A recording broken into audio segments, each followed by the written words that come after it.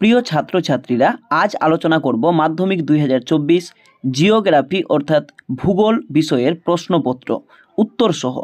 দেখে নাও, তোমরা যারা 2025 সালে মাধ্যমিক পরীক্ষা দেবে তাদের জন্য এই ভিডিওটি অত্যন্ত গুরুত্বপূর্ণ। সঠিক উত্তর সহ এমসিকিউগুলো প্রথমে আমি আলোচনা করছি। বিভাগ ক, বিকল্পগুলির থেকে সঠিক উত্তরটি নির্বাচন করে লেখো। অর্থাৎ যেটি সঠিক হবে সেটি তোমার উত্তরপত্রে দাগ নম্বর দিয়ে লিখতে হবে। 14টি থাকে, 14টি করতে হবে। 1 নম্বর প্রশ্ন, একটি বহির্জাত প্রক্রিয়ার উদাহরণ হলো আবহবিকার। 2 নম্বর, পার্বত্য হিমবাহের শীর্ষদেশে হিমবাহ ও পর্বত গাত্রের মধ্যে সংকীর্ণ ও গভীর ফাটলগুলিকে বলে বার্গস্রুন্ড। 3 নম্বর প্রশ্ন, বায়ুমণ্ডলের যে স্তরে আবহাওয়ার গোলযোগ দেখা যায় সেই স্তরটি হলো ট্রোপোস্ফিয়ার। 4 নম্বর প্রশ্ন, বৈপরীত্য উত্তাপ সংঘটিত হয় যখন উচ্চতা বৃদ্ধিতে উষ্ণতা বৃদ্ধি পায়। 5 নম্বর প্রশ্ন, ভূপৃষ্ঠের কোনো একটি স্থানের জোয়ারের সঙ্গে ভাটার সময়ের পার্থক্য হলো 6 ঘন্টা 13 মিনিট। 6 নম্বর প্রশ্ন, সমুদ্রের যে স্থানে উষ্ণ ও শীতল স্রোত উভয়ে মিলিত হয় তাকে বলে হিমপ্রাচীর। 7 নম্বর প্রশ্ন, বিষাক্ত নয় এমন একটি বর্জ্য পদার্থের উদাহরণ হলো ধানের খোসা। 8 নম্বর প্রশ্ন, ভারতের উত্তরের পার্বত্য অঞ্চলে অবস্থিত একটি লবণাক্ত হ্রদের নাম হলো প্যাংগং হ্রদ। 9 নম্বর প্রশ্ন, ভারতের একটি মুখ্য বৃষ্টিছায় অঞ্চল হলো শিলং মালভূমি। 10 নম্বর প্রশ্ন দেখো, ব্যাসল্ট শিলার আবহবিকারের ফলে সৃষ্ট মৃত্তিকা হলো কৃষ্ণ মৃত্তিকা। 11 নম্বর প্রশ্ন, ভারতের কেন্দ্রীয় কার্পাস গবেষণা কেন্দ্রটি অবস্থিত নাগপুরে। 12 নম্বর প্রশ্ন, বনজ ভিত্তিক শিল্পের একটি উদাহরণ হলো কাগজ শিল্প। 13 নম্বর প্রশ্ন, ভারতের ডেট্রয়েট বলে পরিচিত চেন্নাই। 14 নম্বর অর্থাৎ শেষ প্রশ্ন, উপগ্রহ চিত্রে নদী ও জলাশয় যে রং এর সাহায্যে নির্দেশ করা হয় তা হলো গাঢ় নীল। 2 দাগে দেখো অর্থাৎ বিভাগ খ, নিম্নলিখিত বাক্যগুলি শুদ্ধ হলে পাশে সু এবং অশুদ্ধ হলে পাশে অ লেখো। যে কোনো 6টি করতে বলেছে। 1 নম্বর প্রশ্ন, নদীর উৎস অঞ্চলে ধারণ অববাহিকা সৃষ্টি হয়, এটি ঠিক।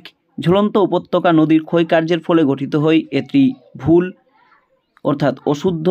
সমুদ্র বায়ু সন্ধ্যাবেলায় প্রবাহিত হয়, এটি শুদ্ধ। হিমালয়ের 2টি উল্লেখযোগ্য উদ্ভিদ হলো গোরান ও গোলপাতা, এটি অশুদ্ধ। গোদাবরী নদী গ্রস্ত উপত্যকার মধ্য দিয়ে প্রবাহিত, এটি অশুদ্ধ। আর্সেনিক একটি বিষাক্ত বর্জ্য পদার্থ, এটি শুদ্ধ। মহাকাশে প্রেরিত ভারতের প্রথম কৃত্রিম উপগ্রহের নাম অ্যাপোলো, এটি ভুল অর্থাৎ অশুদ্ধ। পরে দেখো, শূন্য স্থান পূরণ করতে বলেছে। প্রথম প্রশ্ন, প্রপাতকূপ বা প্লাঞ্চ ফুল সৃষ্টি হয়, উত্তর হবে জলপ্রপাতের পাদদেশে। 2 নম্বর প্রশ্ন, বায়ুপ্রবাহ ও সমুদ্র স্রোত বিক্ষিপ্ত হয় কোরিওলিস শক্তির প্রভাবে। নিরক্ষীয় অঞ্চলে পরিচলন ধরনের বৃষ্টিপাত সংঘটিত হয়। 4 শীতল ড্যাশের জায়গায় বসবে, ল্যাব্রাডোর স্রোতের প্রভাবে নিউ ফাউন্ডল্যান্ড অঞ্চলে শীতকালে তুষারপাত হয়। 5 নম্বর প্রশ্ন, ব্যবহৃত ইনজেকশন সিরিঞ্জ একটি চিকিৎসা সংক্রান্ত বা বিষাক্ত বর্জ্য। 6 ন্যাফথা পেট্রো রসায়ন শিল্পের প্রধান কাঁচামাল। 7 2011 খ্রিস্টাব্দের আদম শুমারি অনুসারে ভারতের সর্বনিম্ন জনঘনত্ব সম্পন্ন রাজ্যটি হলো অরুণাচল। 3 দাগের দেখো, যে কোনো 6টি প্রশ্নের উত্তর দিতে বলেছে। চুনাপাথরযুক্ত অঞ্চলে নদীর ক্ষয়কার্যে কোন প্রক্রিয়ার প্রাধান্য দেখা যায়, উত্তর হবে দ্রবণ প্রক্রিয়া। 2 বায়ুমণ্ডলের কোন স্তরে মেরুপ্রভা দেখা যায়, উত্তর আয়নোস্ফিয়ারে। 3 কোন মহাসাগরে ঋতু পরিবর্তনের ফলে সমুদ্র স্রোতের দিক পরিবর্তিত হয়, উত্তর হবে ভারত মহাসাগর। কর্ণাটকের ব্যবচ্ছিন্ন মালভূমির নাম লেখো, উত্তর হবে দাক্ষিণাত্য মালভূমি।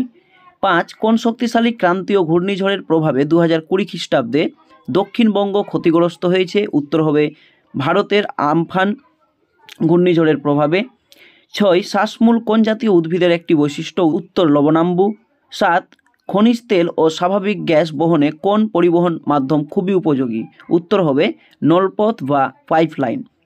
8 ভূ বৈচিত্র্য সূচক মানচিত্রে যে কাল্পনিক রেখার সাহায্যে ভূমির উচ্চতা দেখানো হয় তার নাম কি, উত্তর হবে সমোন্নতি রেখা। এবার দেখো 2-4 অর্থাৎ বাম দিকের সঙ্গে ডান দিকের মেলাও, অর্থাৎ বাম দিক এবং ডান দিক মেলাও। 1 নম্বর কাশ্মীর উপত্যকা, এটির ডান দিক সঠিক হবে জাফরান, 3 দাগ নম্বর। 2 লুনি নদী, এটি সঠিক হবে 4 রাজস্থান।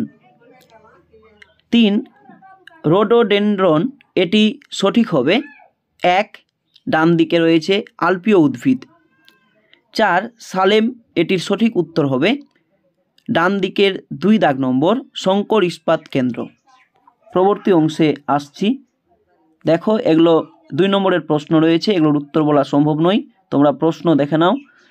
অবশ্য যারা 2025 সালে মাধ্যমিক দেবে, তোমাদের যেহেতু মাধ্যমিক পরীক্ষার প্রশ্নপত্র কোনোদিনও দেখবে না বা দেখতেও পাবে না, তাই তোমরা প্রিভিয়াস ইয়ারের অর্থাৎ আগের বছরের কোশ্চিনগুলো 2024 সাল সহ অবশ্যই একবার করে চোখ বুলিয়ে নিও।